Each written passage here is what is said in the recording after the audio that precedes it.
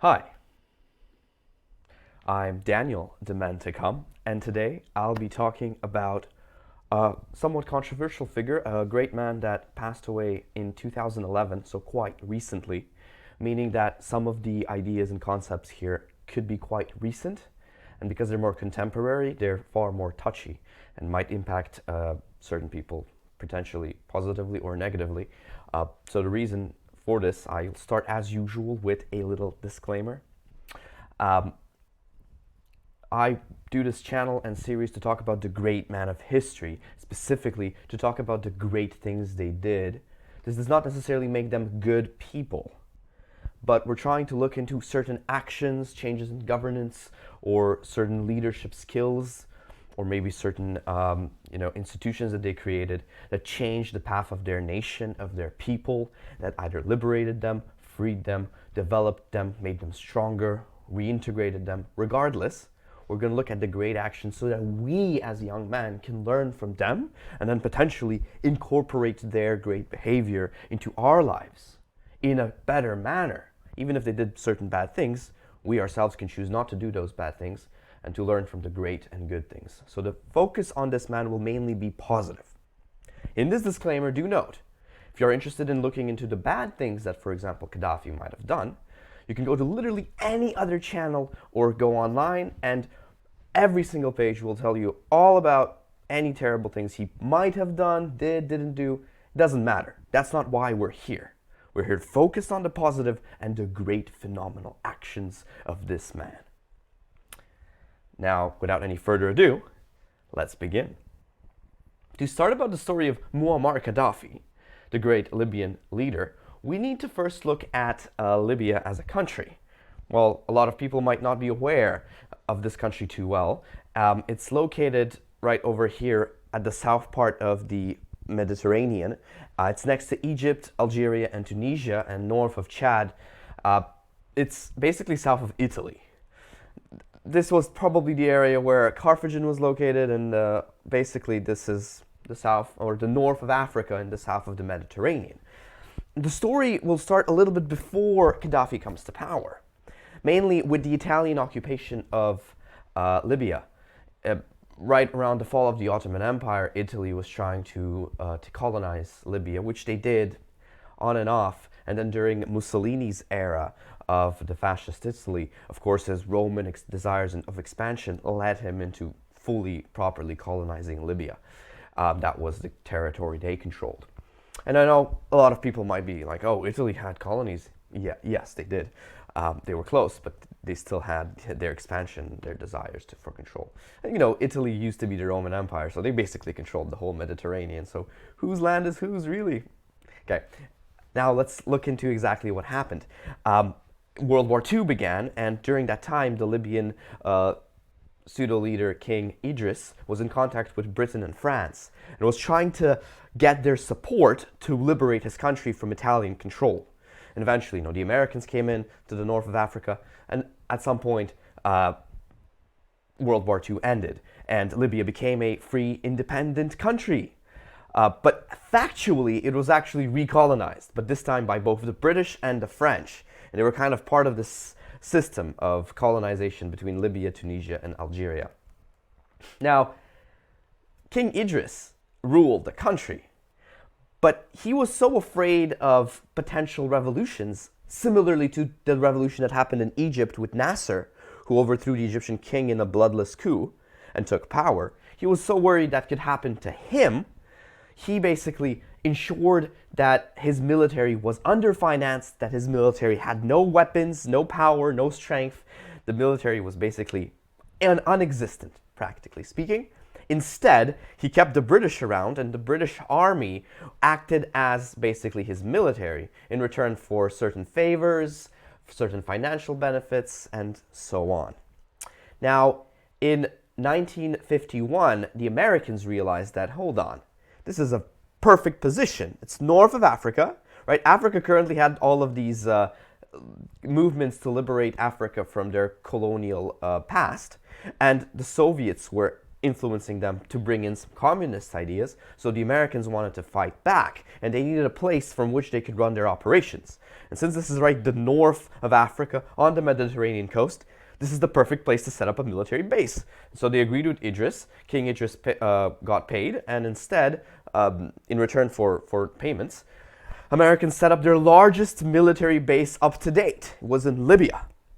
And from this point, they could oversee the Middle East, right down here, and they could oversee the west of Africa and the south, like the middle of Africa. It was a perfect position for them. It didn't basically cost them almost nothing to be fully in control of this region. And everything was okay until 1959, when they discovered oil. And as we know, wherever there's oil, more and more Americans arrive. All of these corporations flew in from America. The oil tycoons came into Libya and started to pump oil out of the ground. And interestingly enough, prior to that, the Libyan economy was really weak, and the oil exports made up almost no percentage of the economy. 1 year after discovering oil exports took up 62% of the GDP of Libya. So they essentially doubled, a little over doubled, the economy of Libya over 1 year. And interestingly enough, over 1 year and over the next few years, the life of normal Libyans hadn't changed. They were about 3 million, going up to 4 million people in population. And those 4 million people living there, essentially their life didn't change at all, because all the money was either going into the pocket of King Idris or into those American oil companies. And that's it. That was the state of the affairs, and no one could do anything about it. Now, interestingly enough, in Egypt, their neighbor over here, right here, they had this leader Nasser, who got power on this idea of pan-Arabic freedom. Since during the Ottoman Empire, all of the Arabic Islamic countries were under Turks, right? The Ottoman Empire was run by Turkey, and Turkish people were in charge. They weren't Arabs. And so the idea here was that it was time to reunite all of these countries like Syria, Egypt, Libya, and turn it into one Arabic nation, a powerful nation free from Western powers and free from any other form of influence. Nasser got that authority, and he won his presidency in Egypt and took power with the coup. So, of course, a lot of Libyans were thinking, well, hold on, if Nasser could do this, maybe we could have our own revolution. And now we'll talk about Gaddafi. He's born in 1942. He's born to a family of a Bedouin tribe called Al-Gaddafi, and he is the youngest child of about 8 children, and all of his other siblings are daughters, they're sisters, basically they're girls. So he's the only boy born in a family of girls, and of course all of the responsibilities lied on his shoulders to carry the name of his family, of his tribe. Now, of course, like most leaders, like for example Lenin or we had Lafayette, if you're surrounded by women as a young child and they're constantly pandering to your masculinity, there's a high probability you'll end up having some form of authority or power. A lot of these leaders have this kind of background. Gaddafi ends up going to a kind of traditional Islamic school around the age of 9. Quite late he goes to school. Now, Libya at that point is not very educated. So about 200,000 people have a high level of literacy. All the other 4 million are kind of not on a high level of literacy, reading the Quran potentially, but nothing more. And so at this point, he goes to school, and at school he has issues with the administration because he keeps organizing revolutionary groups and agitating other students to join him in a movement against King Idris. Around the age of 17, he gets kicked out of the school, and he goes to Benghazi to a military academy and joins the military academy there. In the military academy, he completes it with perfect grades, does everything really well. And at that point, he has to go up the ranks of the military. But as I said previously, King Idris underfunded the Libyan military, so essentially there's no Libyan military. There is the British military. So for you to go up the ranks in the Libyan country in the military, you had to go to London, obtain your rank as an officer, come back to Libya, and then serve as a commander in the British Army in Libya to climb the ranks of the military, which is what he did. He went to London, he went to school, and according to the stories from his youth, that he had a disrespectful setting in a class with one of the officers, one of the British officers in London. He got like slapped or something, which kind of really irritated him and was so humiliating that he left London. He really didn't like it, and from that point on, he had a negative relationship towards anything that was related to teachers or scientists. He believed in education, but he was always saying, be wary of those teachers. You know, they're fishy people. Can't trust them. And he basically came back to Libya and joined and kind of even helped form this movement of youth officers against the king, a movement to liberate Libya.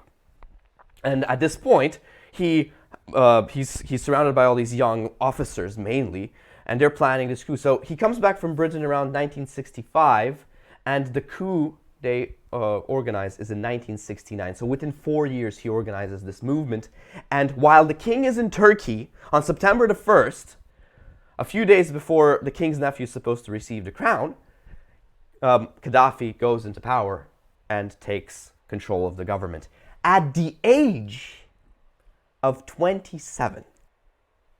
So at the age of 27, this young man with his good friends, these guys, all of these officers, take control, and they overthrow this old king, Idris. They take control of this whole country, and they start to quickly implement changes. Now, by December, all of these other officers that were with him, they run a coup against him, but he overthrows them, stops them, and ensures a single-party system that no other political influence can influence him, and everyone has to support his rhetoric as a leader. To do this, he has to accomplish a lot of things in a really short amount of time. Firstly, he kicks out all of the American and all of the British armies out of Libya. He takes whatever money's in the treasury and finances his own military and the intelligence security service. Now, the intelligence security service becomes a really important key in his influence. One of the first tasks that the intelligence service had was to go around the world, find any Libyans that had left the country, and basically either get rid of them or bring them back. The point was, and I'm sure if you know anyone who's an immigrant from a country that isn't a Western country, and they have some authoritarian regime back home, you might notice that a lot of them arriving to a Western country like Canada, Britain, or the USA, they start to talk negatively about their home country because it's authoritarian, because it's not liberal enough for them, and so on. And then they sometimes even go to protests against what's happening back home to draw the attention of the Western powers to act against them. Gaddafi, at the age of 27, was certain that this would happen regardless, and so he had to go and send his intelligence service agents around the world and to make sure that Libyans would stay silent and wouldn't draw the attention to whatever reforms he was planning to do. This was actually technically an ingenious plan, because most other leaders, when they come to power, they don't do this. And suddenly a lot of people start to leave their country, go to the West, and then they start to attract NATO and whatnot. He planned ahead for this, which is quite an interesting move. I think we should take it into account. Next, of course, he kicked out all the Americans. He kicked out the British. He also had to get rid of all the people who could oppose him, and essentially these were all the descendants of the Italian colonizers, anyone who earned land from the colonization by the Italians, anyone who had descendants from there. All the Italians were kicked off and sent back home to Italy. And of course, just like Nasser did, he kicked out all of the Jews from his country and sent them to Israel because of the whole Arab-Palestine-Israel conflict. He couldn't have any of them in his country either. This way, he only left Libyans in his nation, and from that point on started to build his country. Now, what about the oil, right? Well, there's two things. First, corporations. There were a lot of large corporations run by the West. He nationalized all of them and made them part of the government. Small businesses could stay, medium businesses could run, as long as they were run by Libyans, that was okay. And then the second thing was the oil tycoons. And the oil tycoons actually came to him and said, well, hold on. If you kick us out and take away the oil production, you don't have the machinery, you don't have the technology to run the oil production, you don't have the connections to do export. Let's partner up, and then you would make a big profit, and we would get paid, and you'd get the necessary technology. At which point Gaddafi says the following. He says that for the last 5,000 years, our people didn't have any oil. If we don't have any oil for the next 2-3 years, that's totally fine by us, as long as we end up obtaining the rights and freedoms from external powers that we so long for, like the powers that we need. And he kicks them out, nationalizes the oil industry, and money starts flowing in. The country only has, like I said, about 4 million people, and that's a relatively small amount for such a large country. And the amount of money coming in from the oil industry basically allowed him to do a lot of changes to the country, things that were basically unprecedented, not only for his people, but for any people in all of the Arab countries. He set a precedent that no one has ever set before. All of these oil countries, all of the countries in Africa, he set a precedent that you can take control of your own resources and use them for the benefit of your own people, for the benefit of your own country. And this was something that no one else has ever done. His ideology was a mixture of capitalism, socialism, Islamic ideology, pan-Arabism. It was like a mixture of everything. He was trying to balance between tribes and between social ideas that he wanted to implement. So he started to change his country. Now, what are some of the laws that he passed? Well, basically, having so much money coming in, he had to ensure that his people were educated and could manage the country properly. So he immediately started building schools. Right, this is all happening within the first 2-3 years in power. He's so young, 27 years old, 27, 28, 29, 30. Around this time, he starts implementing all these massive changes because he has a lot of energy. Normally, leaders come into power at the age of like 45 or older. He has all this energy and he's unstoppable. He's just doing thing after thing because he wakes up in the morning and does work. So he installs education centers, so schools all around the country. Now, a lot of the tribes, some of them were nomadic, so he couldn't exactly tackle their education, but mainly anyone living in villages, he would build schools and provide free education. Next, if you were highly educated and you wanted to go to a school in Britain or in America, he would, if you were actually smart and could pass the exams, his government would finance your education fully, so you didn't have to pay it back. You just went and studied and came back. Of course, the agents abroad surveying would be told that you're there to study, so nothing would happen to you. Sorry. Furthermore, apart from that, healthcare. He started building hospitals. He built a bunch of hospitals across Libya and made sure that people were getting medical education, so there would be enough clinicians and doctors running the education. Now, running the medicine. Now, this took a long time to implement, but he started almost straight away, and he made sure that healthcare was free for all Libyan citizens. Furthermore, he decided to do this thing to encourage wedlock. He would give a gift of 36,000 American dollars to any family that gets married, like any couple that gets married. So when Libyans got married, they would get 36,000 American dollars to finance their new home. Regarding their homes, there were no landlords. He abolished the idea of a landlord. He said, like, a family, or like a man and a family, or whatever, the wife can own the house that they buy. So it's not socialism, it's not government property, but they have to buy it, they have to pay for it. They receive this money when they get married, and plus the housing is partially subsidized by the government, meaning it's a lot easier to acquire homes. And his goal was that everyone in the country should have a home, should own a home, right? But you can't own like multiple homes and rent them out. That was not a thing that was allowed, basically speaking.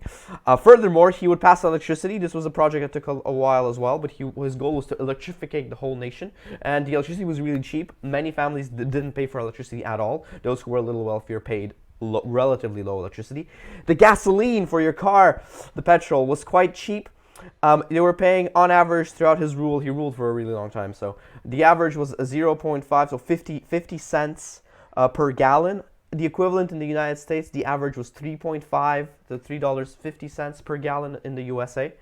That's 7 times? The gasoline was 7 times cheaper in Libya because it was subsidized by the government to ensure that the citizens could drive and go place to place. He also made sure that they had access to water, which was really important because they basically lived in a desert.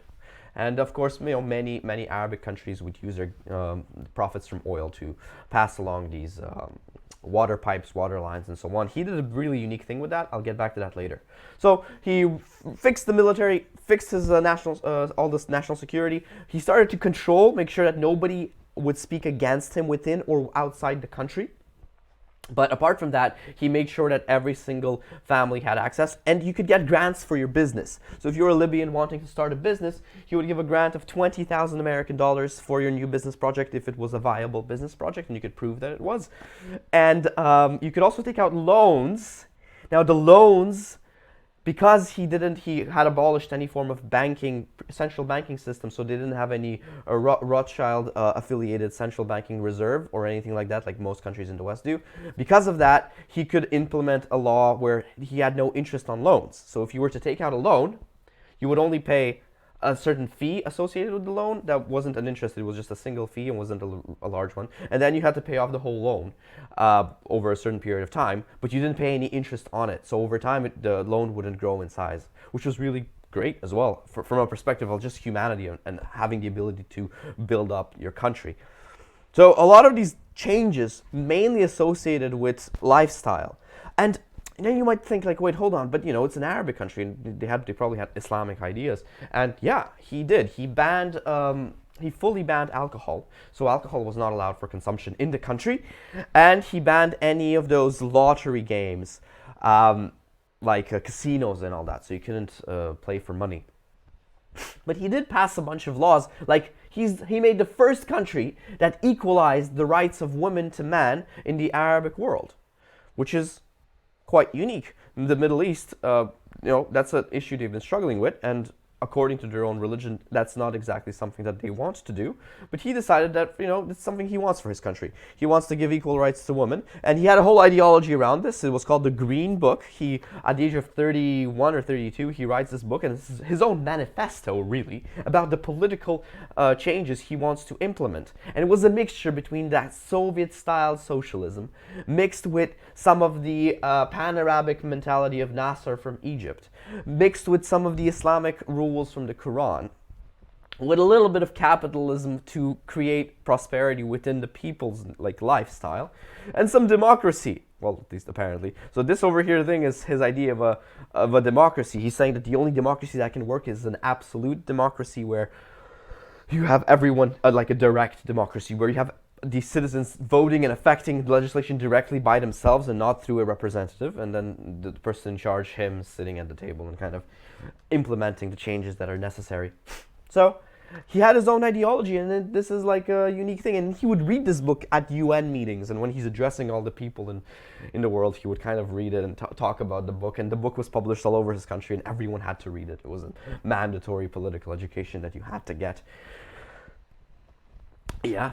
And so, like I said, he was unique, and he gave these rights to women. So if we talk about women, we can actually slowly turn to talk about Gaddafi himself as a person. He was very eccentric.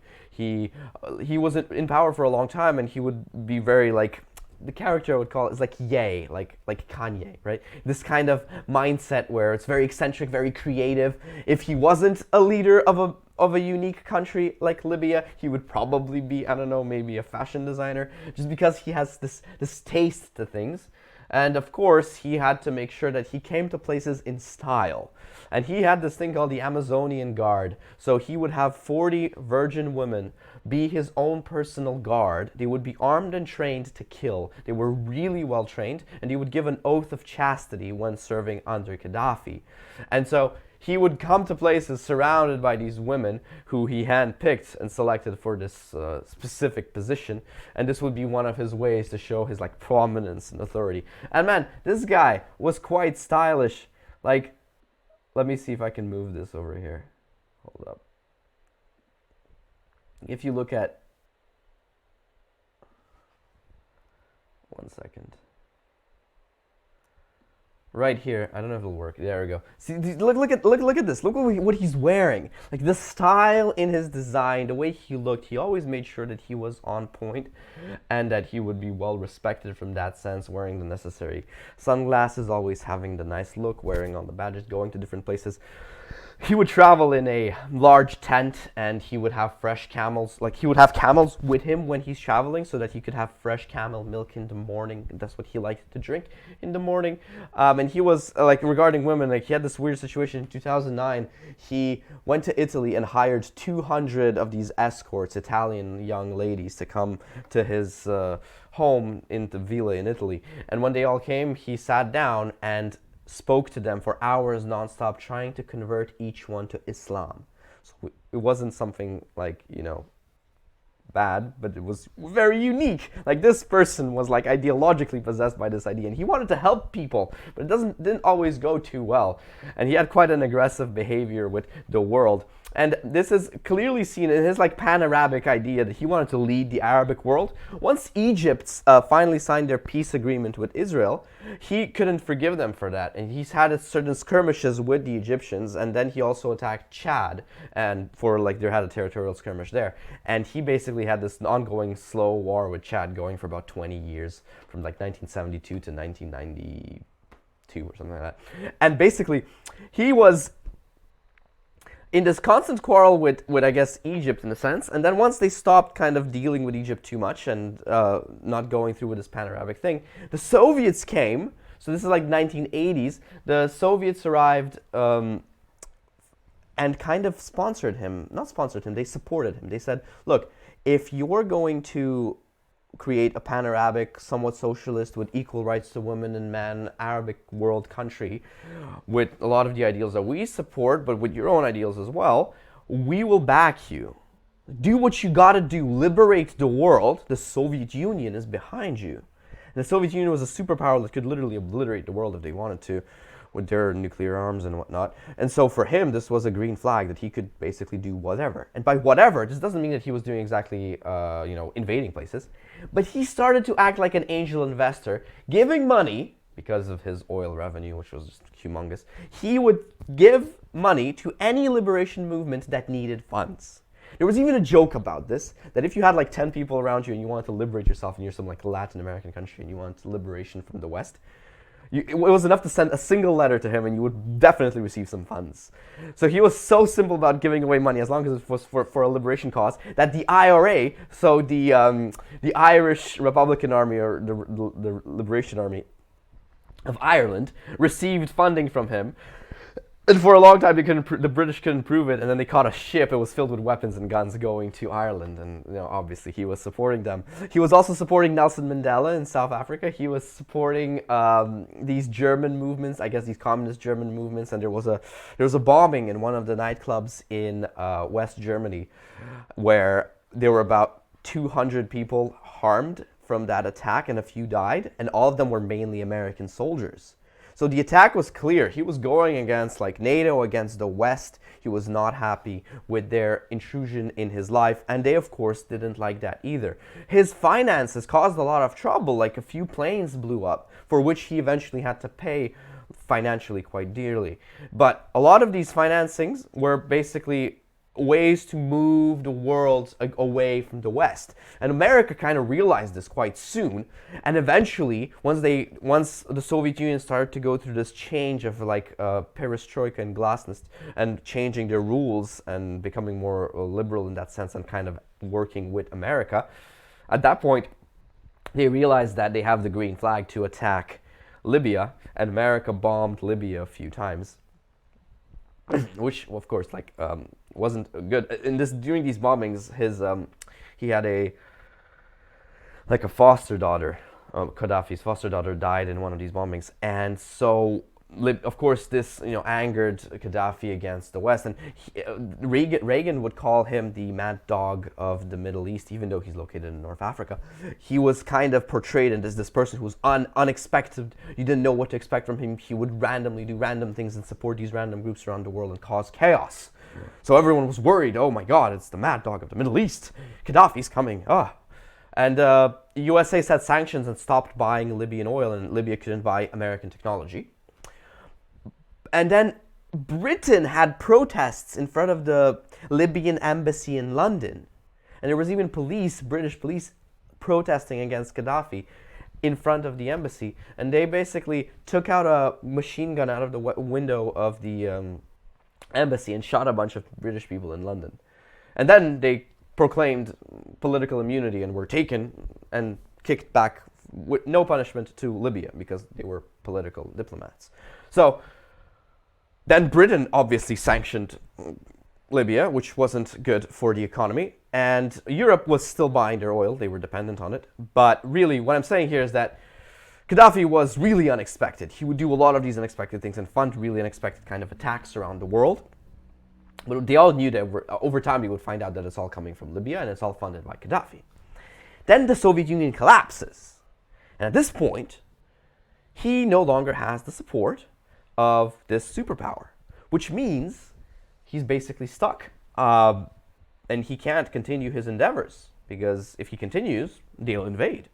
So he kind of calms down, and during the 90s, because of the economic crisis and some of these sanctions, he decides to take it slowly, and he mellows down a little bit. And by, of course, 2001, where you had the September 11th whole thing with the Twin Towers, he actually starts to kind of work with the Americans. Because once this happened in New York, the Americans were kind of glad that the previous attacks and all the previous, I guess, acts of terrorism were kind of related to Libya. Now, they weren't even sure who it was related to. Who was the reason behind these bombings? Why did it happen? How do we deal with it? And for them, having an Arabic leader who wanted to unite the Islamic world and kind of move it towards a specific direction was actually a sense of stability. They knew him. They've known him for the last 20 years. So they started to kind of gradually work with him. He paid $2.7 billion for some of the planes he bombed and for the families that suffered because of it. And then they slowly started to lift off the sanctions and actually, invite him over and have conversations with him and try to tackle the whatever Islamic terrorist threat that they perceived was happening by having his support. And they kind of started to work together. During the same time, during the 2000s, he started to deal a lot with Africa, the rest of the African continent. And I think this is kind of where some of the interesting things happened. We're going to talk about his UN speech and some of his family members. I'm going to read you out about his family members. You can see I have a little photo of him reading his green book. So he had like 8 kids, 7 were sons, and he also had some kids that he like foster children basically that weren't actually his kids, but. One, the oldest, controlled the media and the Olympic Committee. One managed charitable organizations and ecology. One managed the Federation of Football of Libya and produced movies. One was a military general who attempted to overthrow his father Gaddafi, but then his father forgave him, and he had his own army. He was given his own army further down the road, and he was in charge of intelligence. One was a Navy transport, and he was somewhat of a drug addict who personally killed and tortured many people across the world, and participated in a police car chase in Paris. And then one was a police officer, and then he had another one that we're not exactly sure the details of. So the point is, he had this broad family. They were all benefiting from the money coming in from the oil exports. And he started to contact all of these people in Africa. And then he eventually convinced many tribal kings and many leaders of African countries to have him represent Africa, the African Union, at the United Nations. And in 2009, he gave this phenomenal speech where he basically criticized the UN for being a country that doesn't actually keep countries equal, that there's a Security Council of 5 countries, and although the UN was created to combat war and to stop war from being a threat in the lives of people, that those 5 countries ended up participating in almost 65 wars across the world after World War II. They were always part of these conflicts, and they always gained something out of it. And the Security Council can veto any law passed by any country in the UN. So he said that's not okay, and that the UN should work more like a government, where the legislative branch is all the countries sitting in the assembly.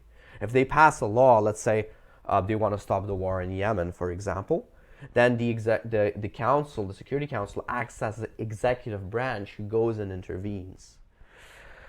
And then he said that the Executive Council should actually consist of a single member from each union of countries, like the African Union, the ASEAN countries, the North American countries, right?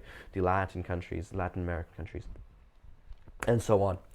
This way, he said it could be fairer. And also he called for the investigations of the killings of different presidents, like Kennedy, for example, and other different presidents across the world that were killed and basically attacked by NATO members and removed from power. And nobody investigated these things, and he wanted an investigation. Of course he did, because clearly he was going to be next, and he knew that his doom is coming, that he has too much money and too much power, and that eventually those same powers will be against him.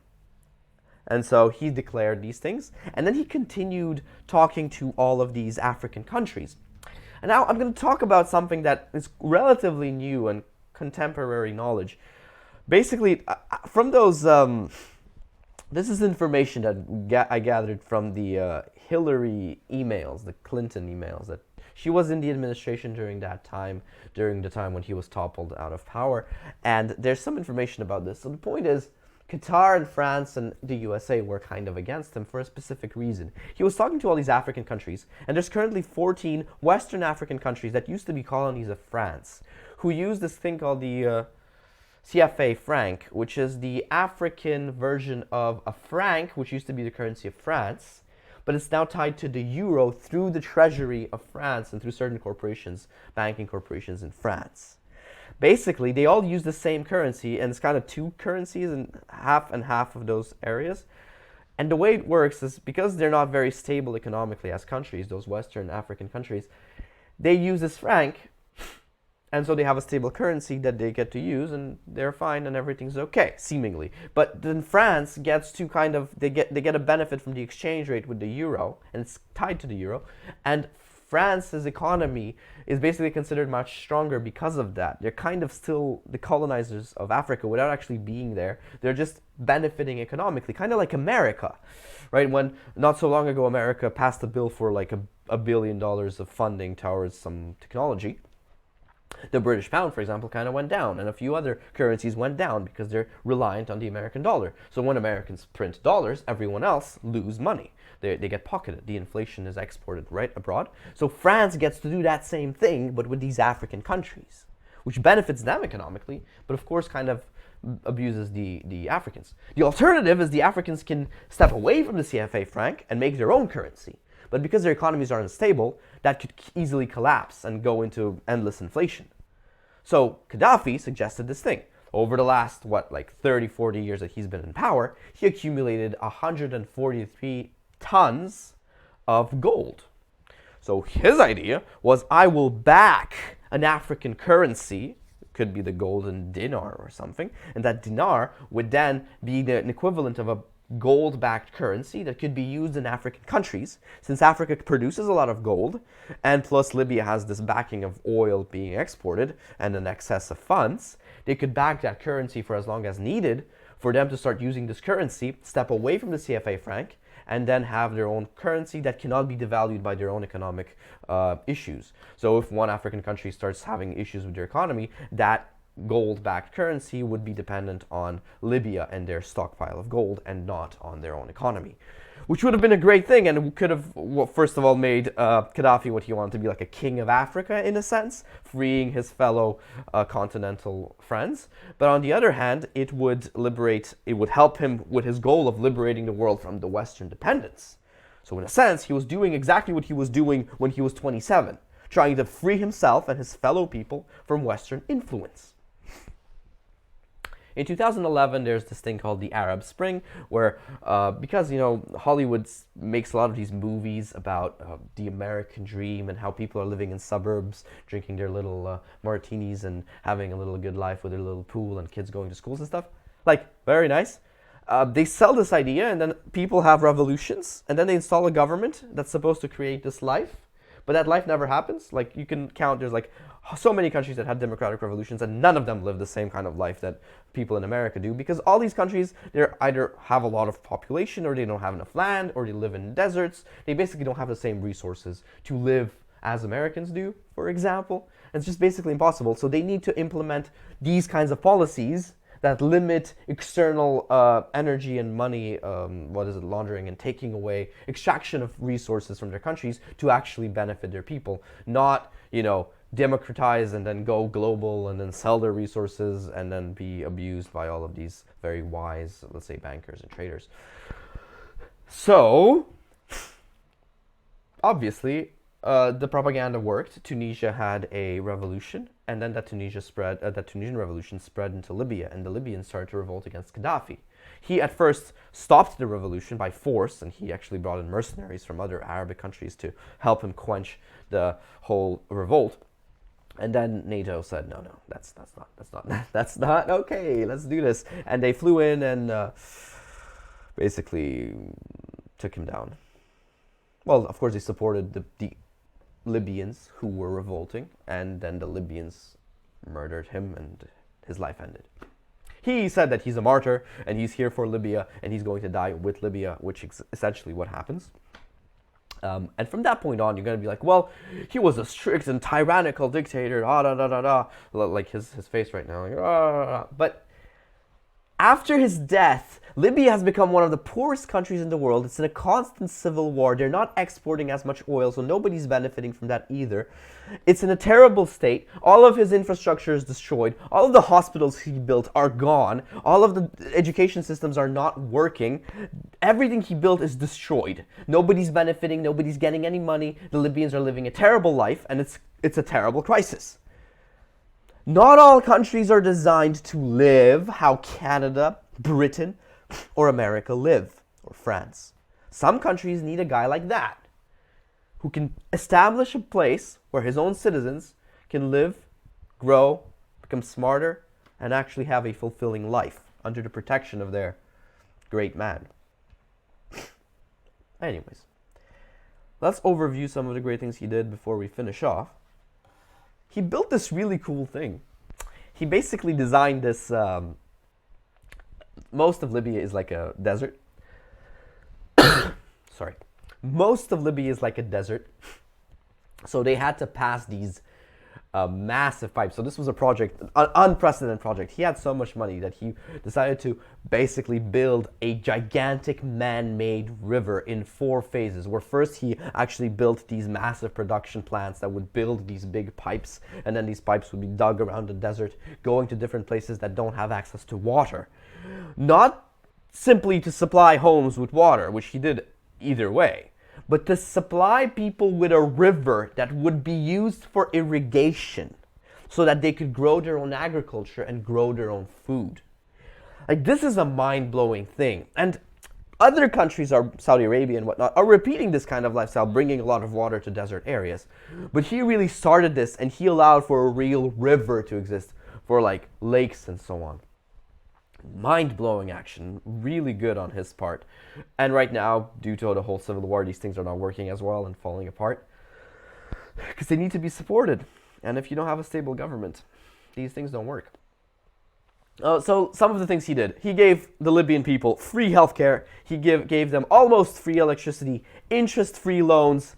Newlyweds received 36,000 American dollars upon marriage. Mothers would receive 3,500 American dollars per childbirth. They basically had very cheap gas. They didn't have a massive central bank trying to pool funds from different places. You would receive grants for opening businesses. Homes were considered like a right because of their lack of landowners, but a family could be a landowner. The only thing is that, he didn't have enough time to fully implement that, and that was a challenge for him. But overall, all of his changes were unprecedented in both the Arab world, in the African world, and overall, he had brought Libya to be the 5th best economically developed country around the African region, around that region. And then after that, it fell down, and now it's in a terrible state. So be careful what you wish for, You really got to balance these things out. I would say that he was, in fact, a great man. I mean, he did so much. And he had a lot of rational ideas, some crazy ideas. So, if you ever go down this path of becoming a leader, try not to repeat whatever bad things he might have done. But really try to create some good. Try to create some good for your country. And take him as an example. If you're stuck out there, remember, this guy, coming from a random Bedouin tribe, at the age of 27, was in charge of his own country, trying to save it from external aggressors. His life was, had its ups and downs. And, we don't want to portray him exactly as a, hero of all heroes or a benevolent dictator, but at the very least, he's a great man who cared for his people, all the way to his death. Not only for his own people, for the rest of the Arabic world, for the rest of Africa as well. And he was willing to, and he did in fact, risk everything he had, and eventually lost everything he had and everything that he had built, because of his desire to help not only himself, but the rest of the people living in his continent. He is a unique character, and take him as an example. If you really follow through, if you work hard and bring your mind together. Not just working hard at a specific job, but working hard at a goal to change the world for a better place, to find purpose and reason, to be a man worth everybody's respect. Then do it. Stand up there, go out into the world, and pursue some goal. And don't make it a selfish goal. It shouldn't be about becoming a millionaire. This guy did something for his whole nation, and in return, he became the richest person, literally, like at that point, he was richer than anyone. So, 140 tons of gold. Yeah. Thank you for listening. I'm Daniel, the man to come.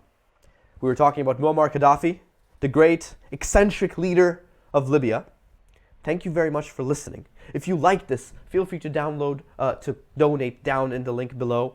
And thank you very much. Subscribe and have a great day. Thank you very much. Goodbye.